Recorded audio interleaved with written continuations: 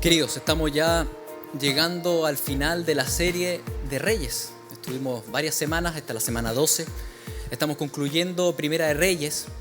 Lo estuvimos estudiando desde el capítulo 16 en adelante. Estamos actualmente en el último capítulo 22. Ha sido un capítulo bien complejo, con hartas aristas. Hemos analizado distintos personajes. Estuvimos estudiando a Acab. Después estuvimos estudiando la semana pasada a Micaías. Hoy día vamos a estudiar a Josafat. Y vamos a releer versículos y ver qué onda este rey. Recuerden que esta historia se llevó a cabo más o menos por el 850 a.C. En esa época Israel estaba dividido en dos reinos, el reino del norte y el reino del sur. El reino del norte se llamaba Israel, el reino del sur se llamaba Judá. Y dice así el texto. Ahora voy a tomar unos versículos que están por ahí tirados hacia el final de Primera Reyes 22. Dice así: Josafat, hijo de Asa, comenzó a reinar sobre Judá en el 4º año de Acab, rey de Israel. Era Josafat de 35 años cuando comenzó a reinar y 25 años reinó en Jerusalén. El nombre de su madre fue Azuba, hija de Silhi, y anduvo en todo el camino de Asa su padre, sin desviarse de él, haciendo lo recto ante los ojos de Jehová. Con todo eso, los lugares altos no fueron quitados, porque el pueblo sacrificaba aún y quemaba incienso en ellos. Y Josafat hizo paz con el rey de Israel. Este texto menciona tres cosas principalmente. Nos habla de Josafat y nos dice en primer lugar que Josafat fue un rey bueno, un rey temeroso del Señor, al igual como había sido su padre Asa. En segundo lugar dice que a pesar de eso, el pueblo siguió siendo idólatra. A pesar de tener un buen rey, el pueblo no quiso dejar la idolatría. En tercer lugar dice que este rey, el rey del sur, llamado Josafat, hizo las paces con el rey del norte, que se llama Acab. Ahora, al respecto, el texto no hace un juicio, por así decirlo, decir si eso fue correcto, fue incorrecto. La verdad es que lo deja así abierto. Y la pregunta nos cabe a nosotros: ¿por qué el texto mencionará este tema, como que hizo las paces con el reino del norte? ¿Será bueno? ¿Será malo? En general, cuando nos hablan de hacer las paces, nos parece algo bueno. ¿Qué nivel de paces hizo Josafat con Acab? En Segunda Crónicas, que es un libro paralelo al libro de los Reyes, en Segunda Crónica nos habla de que en realidad esa asociación consistió en que su hijo, Joram, se casó con la hija de Acab, Atalía, una muy buena niña, hija de Acab y de Jezabel. Buena.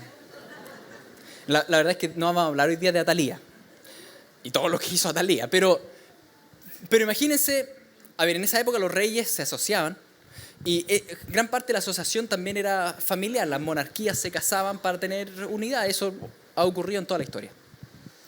Lo mismo hizo Josafat con Acab. Se unió a la monarquía y se casó la hija de Acab con el hijo de Josafat. Ahora, me imagino que todas las portadas contentos, ¿no es cierto? Los príncipes se están casando y qué lindo el matrimonio y qué linda esta unión, y finalmente el reino del norte y el sur nuevamente van a tener una ligazón, van a estar unidos. Bueno, ¿o no es bueno? ¿Bonito o no bonito? Nos cuesta entender. Nos cuesta saber qué piensa el Señor al respecto. No unamos las religiones, hagamos una gran congregación ecuménica, todos juntos. ¿Bonito o no es bonito? Nos cuesta entender realmente, ¿será bueno hacer las paces o no? ¿A qué nivel? ¿Hasta dónde debo procurar la unidad? ¿Hasta dónde no? ¿Cuáles son los límites de la paz o no hay que poner límites? O incluso a nivel más personal, ¿hasta dónde unirme con gente que no cree igual que yo en Cristo? En un ámbito empresarial, por ejemplo, ¿puedo hacer una sociedad, tener un socio con alguien que no cree en Cristo? ¿Será bueno? ¿Será malo? ¿Podré entrar a un pacto matrimonial con alguien que no cree en Cristo? ¿Será bueno? ¿Será malo? En términos concretos de que se puede, pero lo que queremos saber es cuál es la opinión de Dios. ¿No es cierto? Y para eso debemos acercarnos a la Escritura, que es la palabra de Dios. Nos debemos acercarnos a la Escritura intentando leer lo que yo quiero y adaptando la Escritura a mi cultura y a mi pensamiento.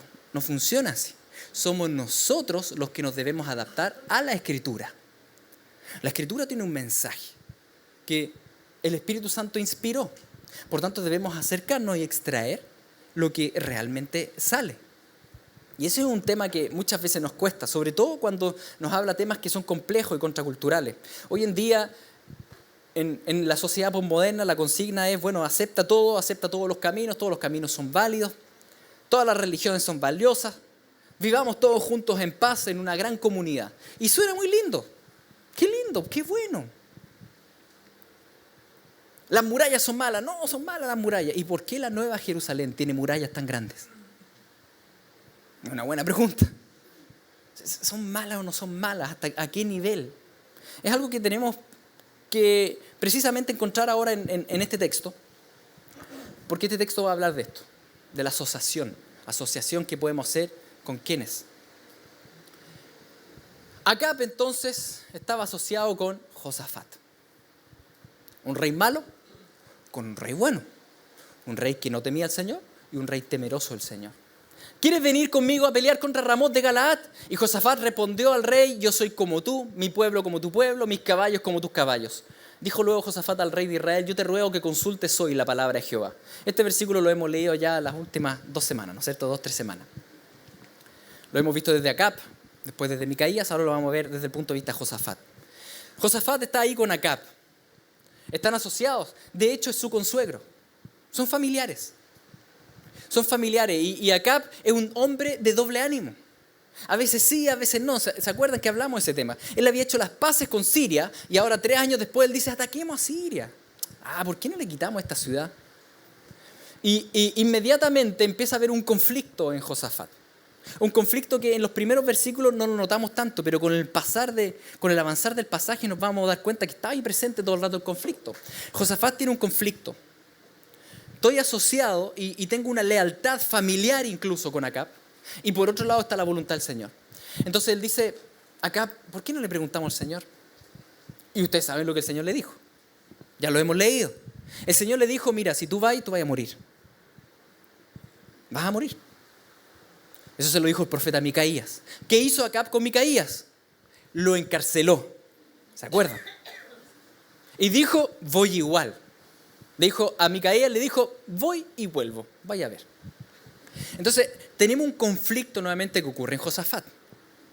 Josafat fue el que le dijo a Acab que mandara a buscar a alguien como Micaías y resulta que ahora se está en la cárcel. ¿Qué hace Josafat? Se mete en el asunto, ¿no? Hay un conflicto ahí porque resulta que Acab es rey de Samaria, esto acontece en Samaria, es su jurisdicción. En realidad, el rey de Jerusalén no tenía nada que ver con el rey de Samaria.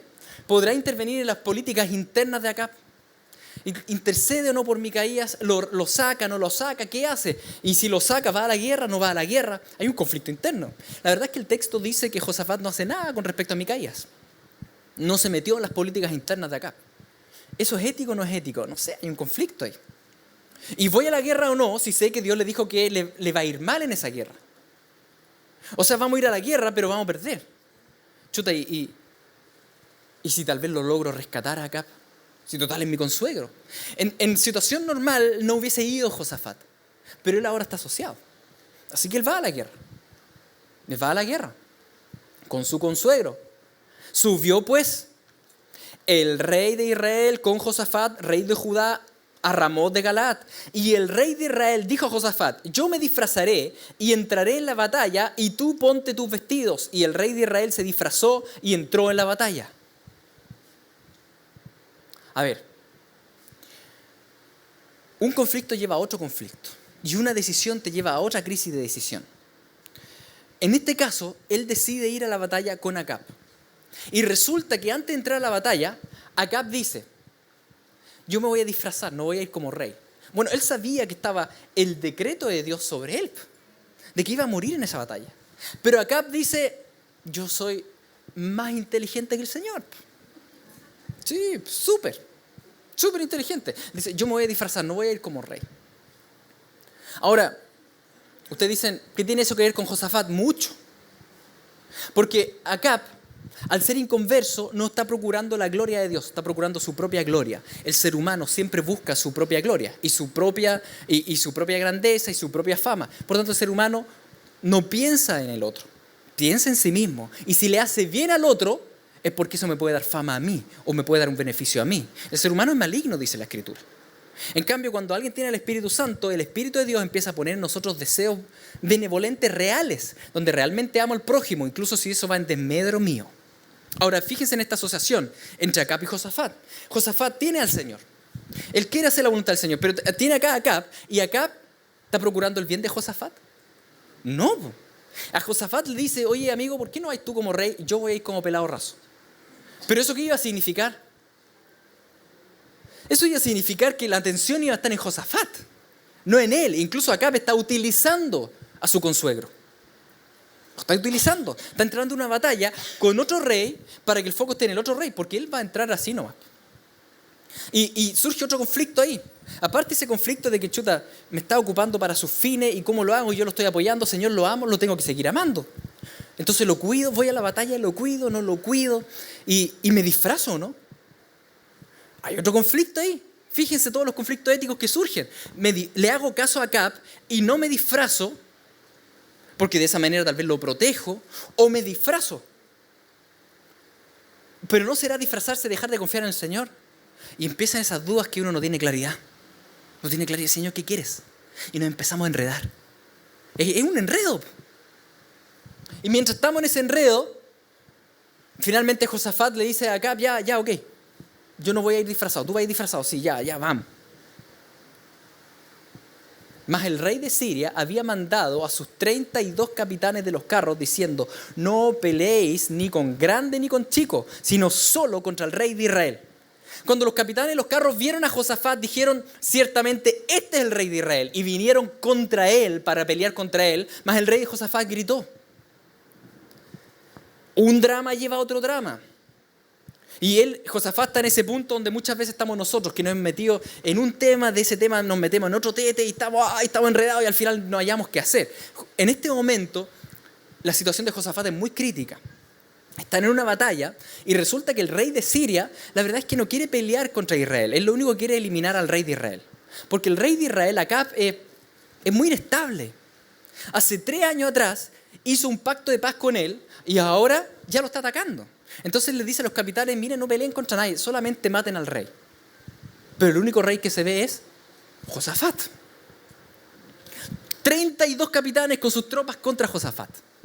La situación es crítica. Acab, piolita. Y grita. Como nosotros cuando nos estamos hundiendo por malas decisiones que están todas encatenadas, una lleva a otra. El texto paralelo de Crónicas habla de esto. Dice, cuando los capitanes de los carros vieron a Josafat, dijeron, este es el rey de Israel. Y lo rodearon para pelear. Mas Josafat clamó y Jehová lo ayudó y los apartó Dios de él. Pues viendo los capitanes de los carros que no era el rey de Israel, desistieron de acosarle. La verdad es que en este punto Dios tuvo misericordia e intervino. Metió la mano y los apartó, dice. Cerca. Estuvo cerca. La verdad es que estuvo demasiado cerca. Como Josafat es un hijo amado del Señor, el Señor lo protegió. Pero de que sufrió, sufrió. Y de que todo esto fue muy difícil. Al menos pudo ayudar y salvar a su consuegro Acab, ya que fue a ayudarlo y estuvo ahí. Logró Acab escapar del decreto de Dios. ¿Sirvió de algo que Josafat estuviese asociado con él y fueran juntos a la guerra? Viendo entonces los capitanes de los carros que no era el rey de Israel, se apartaron de él y un hombre disparó su arco a la aventura e hirió al rey de Israel por entre las junturas de la armadura, por lo que dijo él a su cochero, da la vuelta y sácame del campo, pues estoy herido. Pero la batalla había arreciado aquel día y el rey estuvo en su carro delante de los sirios y a la tarde murió y la sangre de la herida corría por el fondo del carro.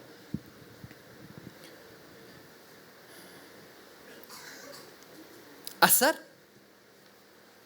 ¡Oye, qué mala pata! ¡Qué mala suerte! Justo alguien disparó una flecha loca, que atravesó justo por la juntura de la armadura. Y justo en ese momento la batalla se arreció ahí. ¡Qué mala pata, Acab! ¿O será que no podemos escapar de los decretos de Dios?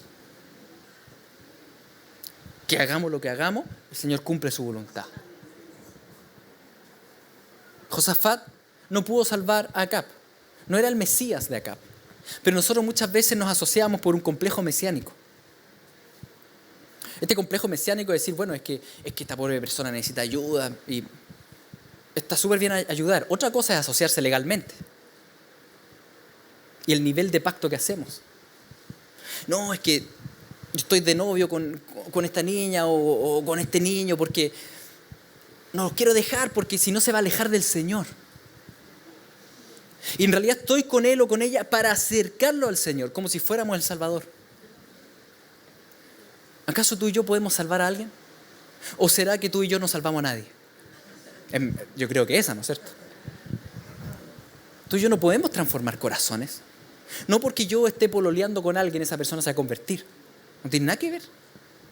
La salvación está en las manos del Señor. Y Él transforma al que quiere y cuando quiere. Entonces en ese complejo mesiánico de que yo estoy con esta persona para salvarla, nos encontramos luchando como Josafat en una guerra que es nefasta. Dios salva al que quiere cuando quiere. El único que se puede asociar a los impíos y transformarlos es Cristo. Porque Él se asoció contigo, conmigo, murió en nuestro lugar y Él transformó nuestro corazón. Él tiene el poder, Él tiene la autoridad, Él tiene todo, pero tú y yo no. Tú y yo no. Ahora bien, tal vez todavía te quede duda si la asociación entre Josafat y Acab fue buena o no a los ojos del Señor. ¿Por qué? Porque tal vez la intención de Josafat fue súper buena. Igual es un familiar.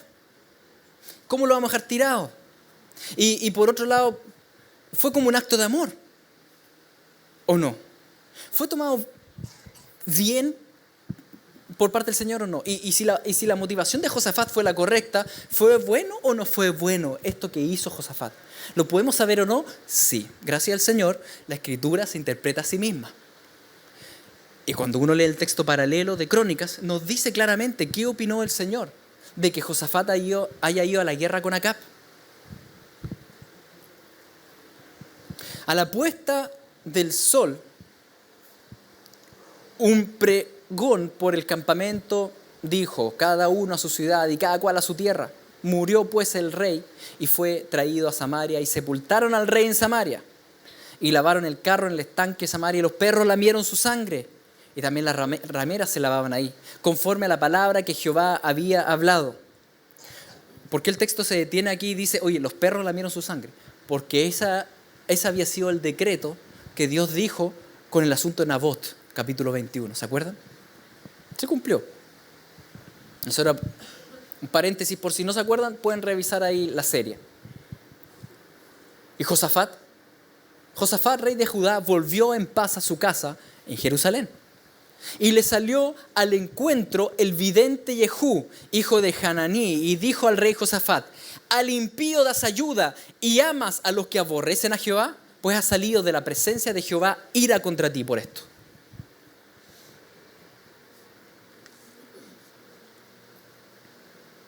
Ante los ojos santos de Dios, esto fue malo, no fue bueno. Aunque podamos poner todas las motivaciones y todo el tema que queramos poner, ante el Señor fue malo. Porque ayudó al que aborrece a Cristo. Así lo observó el Señor. Al impío das ayuda y amas a los que aborrecen a Jehová. ¿Por qué este es un tema tan severo y tan como blanco y negro? La Escritura nos dice, nos enseña que el mundo está en guerra. Hay una gran guerra. Y esa guerra es entre el ser humano y Dios. Dios puso al ser humano para que gobernara el mundo. Pero el ser humano decide rebelarse contra Dios y ser su propio gobierno, sin someterse al Señor, al Creador. Por tanto, el ser humano está en enemistad, dice la Escritura. Está en guerra con Dios. Es una guerra con muy poco futuro, porque le podremos ganar al Creador del universo. Es imposible. Por tanto, el Señor nos podría haber aplastado en el primer segundo, pero no lo hizo. Él tenía un plan de redención porque Él es misericordioso. Y Él decidió hacer un tratado de paz que la Escritura en realidad llama un pacto de gracia, porque es inmerecido. El Señor, lo que Él hizo en todo el recorrido de salvación, Él trazó una ruta para hacer un pacto de gracia en la cruz y que Él firmó con su sangre. Jesucristo hizo un pacto de gracia. ¿Para qué? Para ser ministro de reconciliación entre los enemigos de Dios y Dios. Cristo es el príncipe de paz, ministro de reconciliación y por tanto único mediador entre Dios y los hombres. Dios decidió no destruir inmediatamente a la humanidad, sino que encarnarse y hacer este pacto de paz. Todo aquel que está en Cristo, que cree en la obra de Jesucristo en la cruz, está en Cristo, toda aquella persona está bajo su pacto de gracia. Y por tanto, ya no es enemiga de Dios. Pero todo aquel que rechaza a Cristo como único camino, como verdad, como vida y no cree en su obra, está ya en condenación. Porque está en una batalla que van a perder. Ya están condenados. Así lo explica Juan 3. Por tanto, el mundo, bien visto desde la perspectiva de la palabra del Señor, está dividido en dos. Los que aceptan a Cristo y están bajo su señorío y los que rechazan a Cristo. Ahora, muchos pueden decir, no, es que yo soy indiferente a Cristo, no es que lo rechace. Pero tú lo tienes como tu rey y Señor, no, entonces lo rechazas. No hay alternativa. Al menos así lo puso Jesucristo. Él dijo, el que no es conmigo, contra mí es. Y el que conmigo no recoge, desparrama. No hay término medio en esto. ¿Y por qué esto es importante de entender?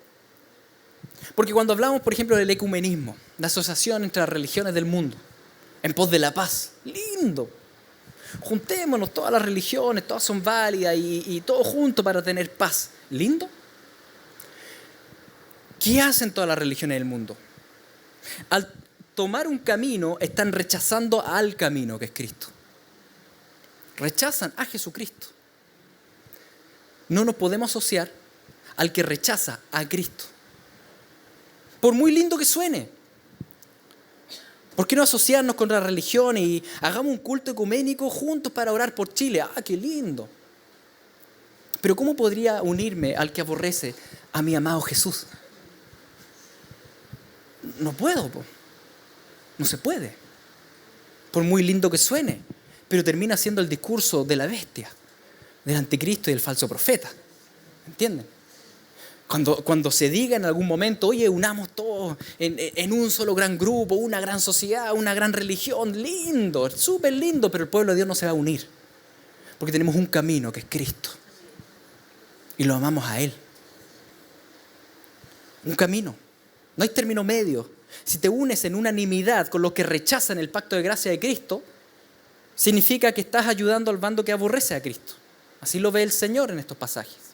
Por tanto, la unidad es buena siempre y cuando sea en Cristo, no a expensas de Cristo. ¿Me entienden? La unidad es buena siempre y cuando sea en la Biblia y no a expensas de la Biblia, como muchas veces se sostiene en la sociedad hoy día. Hoy juntemos todas las denominaciones cristianas, qué bueno, sí, y no vamos a hacer un culto unido con una iglesia que sostiene la teología de la prosperidad. ¿Por qué? Porque tienen a otro Dios, Dios Mamón, el Dios dinero. ¿Qué asociación tiene Mamón con Cristo? No puedo adorar a dos dioses. No se puede, ¿me entienden? No es que uno quiera la desunión, no, uno quiere la unión, pero en Cristo. Porque Él es el camino al Padre.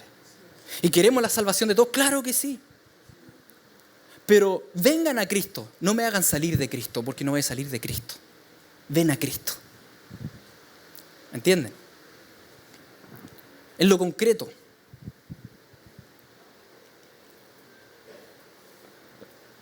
El Señor, ¿por qué es tan tajante con este tema? Porque te ama, porque me ama. Él es un Padre amoroso, queridos. Él no es malo, Él es bueno. Y Él sabe que nuestro mayor gozo y nuestro mayor deleite, nuestra mayor dicha es estar unidos a Él. Él lo sabe. Él no quiere tu mal. Y precisamente porque no quiere tu mal, Él te dice, no hagas sociedad con el incrédulo. ¿Por qué, Señor? ¿Pero cómo? Es que justo este caso, es que ahora me va a ir bien. No, es que no hagas sociedad con el incrédulo. ¿Por qué?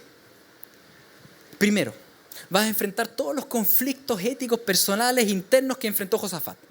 Hago esto, lo otro, Señor, que quieres y ¿por qué? Porque tu socio o tu pareja o el caso que sea va a tener otros dioses y por tanto otros propósitos. Y eso va a llevar a que te encuentres en algún momento de este recorrido incluso luchando contra Dios por estar asociado a Acab, contra el cual Dios luchaba. Dios luchó contra Acab y yo estoy con Acab. Mal negocio. El Señor nos salva igual porque somos sus hijos. Pero el sufrimiento, el Señor te lo quiere aliviar. Cuando el Señor nos dice no te asocies, es porque es bueno, no es porque es malo, es porque es bueno. Es bueno. Les pongo nuevamente el ejemplo de la sociedad empresarial. Para que entendamos bien esto. Si tú amas al Señor y tú haces una empresa, tú vas a intentar glorificar al Señor con tu empresa. Tú vas a decir, Señor, te doy gracias por esta empresa, ayúdame a ser justo con los trabajadores, a ser dadivoso, a utilizar el dinero para el progreso de la misión, a poder ser ético en todo lo que yo haga. Tu objetivo va a ser, el primer objetivo no va a ser ganar plata, va a ser glorificar a Dios con tu empresa, aunque eso signifique ganar menos plata, ¿no es cierto? Pero alguien que no tiene como objetivo central glorificar a Dios, que no cree en Cristo y que por tanto va a vivir en pos de sus propios beneficios. Sí, incluso puede intentar o tal vez puede tener la intención de ser ético en la empresa y todo, pero en última instancia la empresa es para él. No es para Cristo, es para él. Y eso te va a llevar a problemas de visión en la empresa, donde vas a estar luchando con a qué Dios servimos, al Dios ego o a Cristo, el verdadero Dios. Al que no tiene a Cristo, al Espíritu Santo continuamente redarguyendo, va a empezar a transar cosas. Vas a decir, bueno, pero es que las leyes están mal hechas, qué sé yo, y por qué no evadimos por acá o robamos un poco por allá y esta persona no, cortémosla nomás. Y va a empezar con toda una dinámica de pensamiento empresarial que no está centrada en amar al prójimo, sino que simplemente en hacer subsistir la empresa a expensas del prójimo. Son lógicas distintas. No tienen concordancia. Y si la empresa empieza a practicar esa injusticia y el robo y tratar mal a los obreros y no fijarse en las personas, sino que solamente en las metas, cuando pase eso, la empresa se va a hallar luchando contra Dios. Porque Dios es justo y Dios vela por los necesitados y Dios es bueno. Entonces, como Dios es justo, va a luchar contra esa empresa. Y esa empresa va a tener conflicto. Y va a tener problemas. Y va a tener atado. Y de un atado va a ir a otro atado. Y tú dices, pero Señor, si yo te amo, sí, pero ¿qué pasa? Nos encontramos luchando contra Dios porque nos asociamos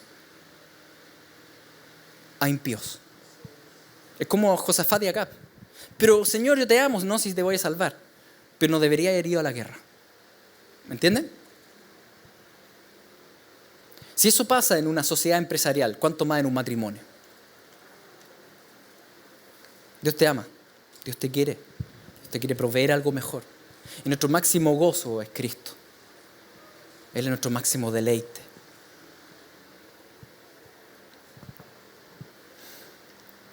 Tal vez te preguntes, bueno, pero la división no es siempre mala, la unidad no es siempre buena. La respuesta de Cristo es no es siempre buena. Así, tal cual. Jesús dice esto: a cualquiera pues que me confiese delante de los hombres, y yo también le confesaré delante de mi Padre que está en los cielos. Y a cualquiera que me niegue delante de los hombres, yo también le negaré delante de mi Padre que está en los cielos. No penséis que he venido para traer paz a la tierra. No he venido para traer paz, sino espada. Porque he venido para poner en disensión al hombre contra su padre, a la hija contra su madre, a la nuera contra su suegra. Los enemigos del hombre serán los de su casa. Fíjense que Jesús, siendo el príncipe de paz y el ministro de reconciliación, dice, mira, el evangelio te trae paz para con Dios, pero no siempre te va a traer paz para con los hombres. te puede traer disensión, dice. Te puede traer división porque tú vas a seguir en pos de Cristo y el mundo va a seguir en pos de sí mismo. Y eso trae división. Eso trae división, invariablemente.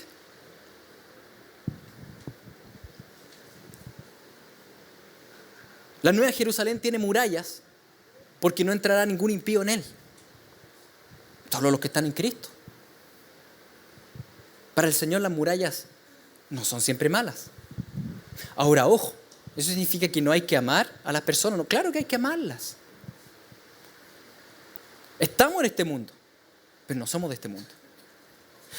¿Activamos en este mundo? Claro que sí. Estamos en distintos trabajos y familia y en distintos lugares. Y estamos para mostrar el amor del Señor y para predicar, ¿no es cierto?, el Evangelio y para amar a las personas. Pero muy distinto es asociarme y conectarme y ligarme a nivel de pacto. Eso es distinto. A nivel de sociedad, eso es distinto. Los objetivos son distintos. Entonces estamos, sí, para precisamente amar y servir.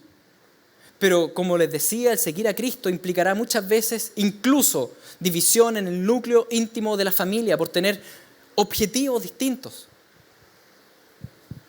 Porque amamos primeramente a Cristo. Primeramente. Es difícil para una persona que es inconversa, con la cual tal vez estamos casados y le digamos, mira, te amo, pero amo primero al Señor. Difícil de entender. ¿Cómo lo va a entender?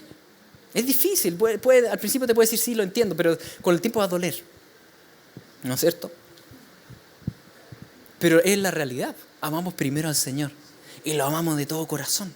Él es nuestro principal deleite.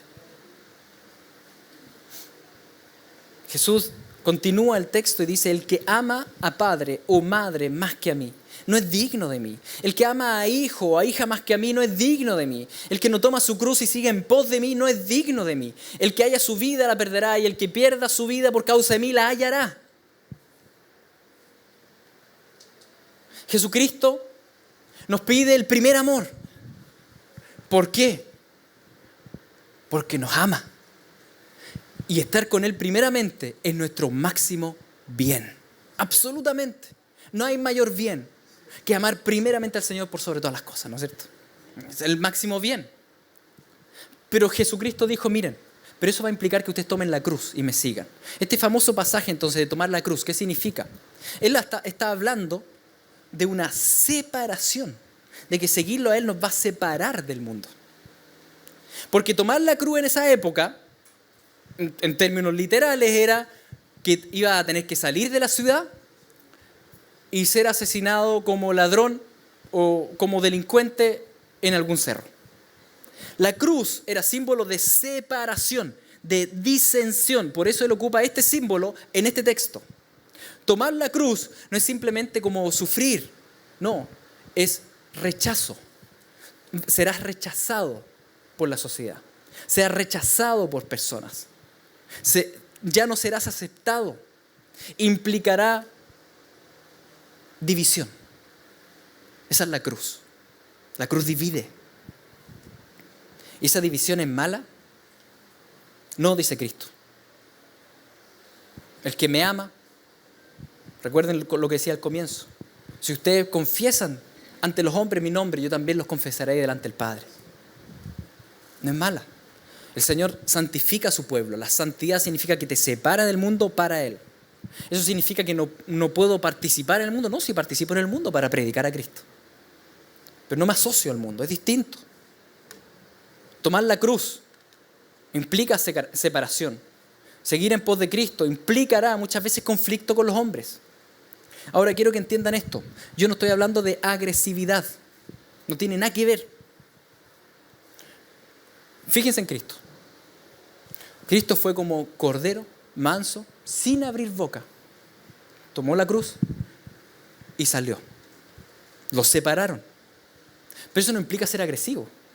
La Biblia nos llama a ser amables y benevolentes en todo tiempo. Esto no tiene que ver con airarnos y andar peleando por aquí y por allá. No, nada que ver. Estamos llamados a amar, pero también estamos llamados a decir que no. Y al decir que no, eso divide, aunque sea muy benevolente. Entonces, no tomen esto como un llamado a la agresividad, porque no es así. Para nada. Es estar dispuestos a ser pisoteados, porque amo a Cristo, que fue pisoteado. Entonces no es un llamado a la agresividad, es un llamado al amor extremo, en primer lugar al Señor.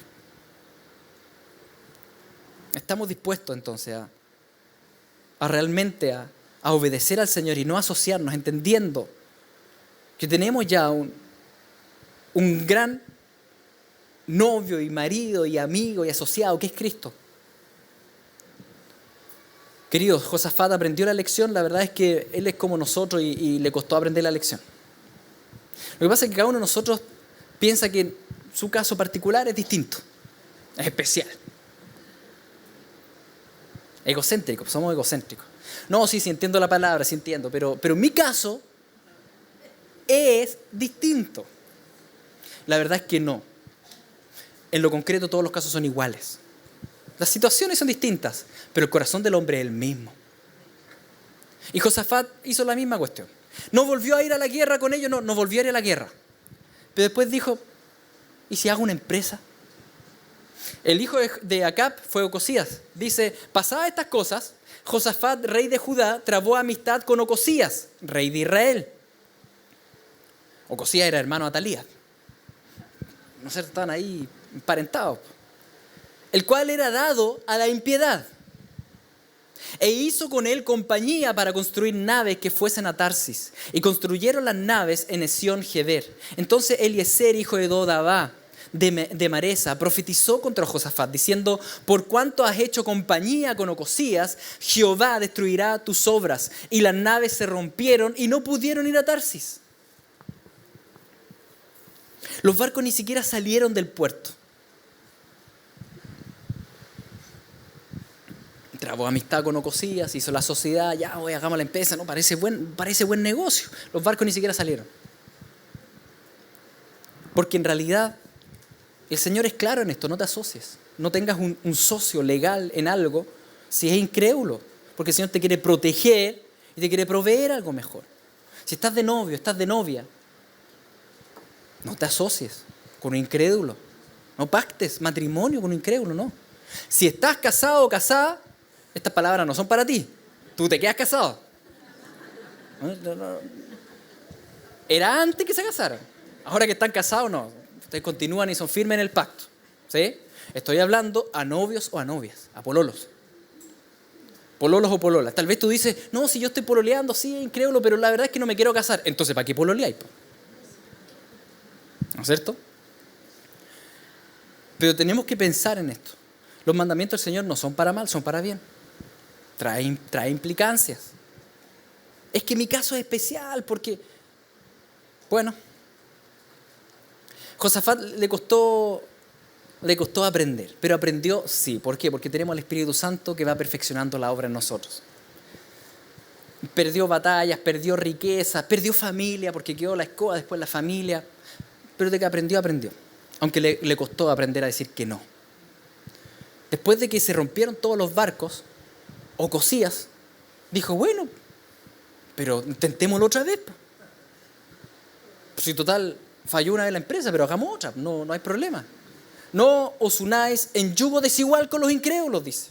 Porque ¿qué compañerismo tiene la justicia con la injusticia? ¿Qué comunión la luz con las tinieblas? ¿Qué concordia Cristo con Belial? ¿Qué parte el creyente con el incrédulo? ¿Y qué acuerdo hay entre el templo de Dios y los ídolos? Porque vosotros sois el templo de Dios viviente.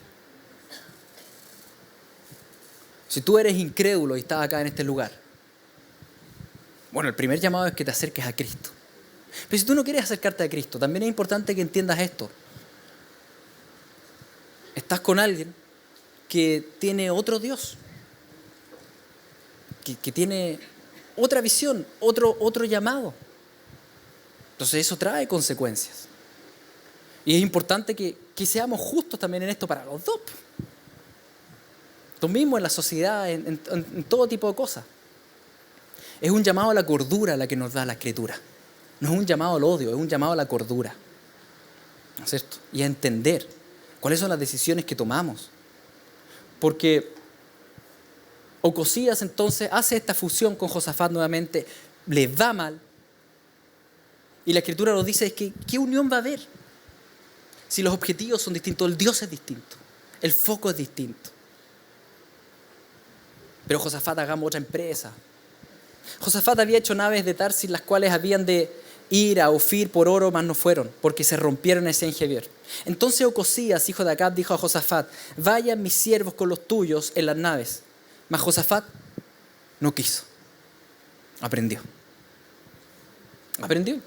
Le costó, sí. ¿Por qué nos cuesta tanto decir que no, queridos? Porque buscamos la aceptación del mundo. Pero tú ya eres aceptado por Dios. La conclusión de esto es: di que no. Di que no. Hagamos unidad, ecumenismo. No, gracias. No seas pesado, pero di no, gracias. Es que ¿cómo tú? No, gracias. Yo tengo a mi Señor y lo amo de todo corazón.